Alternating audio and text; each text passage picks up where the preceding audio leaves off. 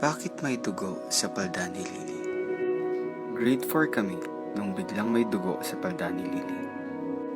Nagulat kaming lahat.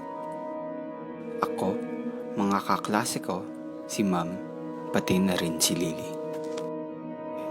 Naihi pa nga sa gulat at naiyak sa takot sa kanyang unang dalaw. Hindi rin nakatulong na kinabukas ay may nabuong kantsaw sa kanya, Pilipinas. Ilang araw ang lumipas paulit-ulit na asar. Lumipat si Lily ng paaralan. Sa sumunod na Sabado ay may isang mandatory sex education intervention ang Parent-Teacher Association sa amin. Yun nga lang, maraming hindi nakaunawa. Hindi kami handa sa biglaang pagbigay ng mga impormasyon patungkol sa aming katawan.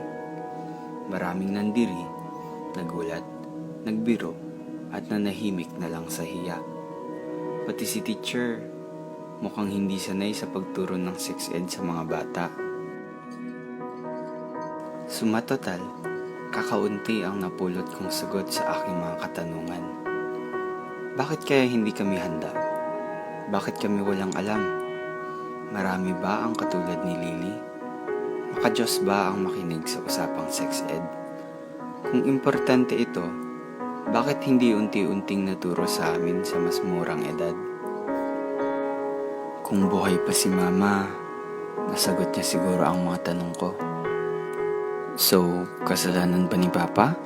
O resulta lang siya ng kanilang henerasyon na walang comprehensive sex education sa curriculum ng bansa? Tandaan, karapatan malaman.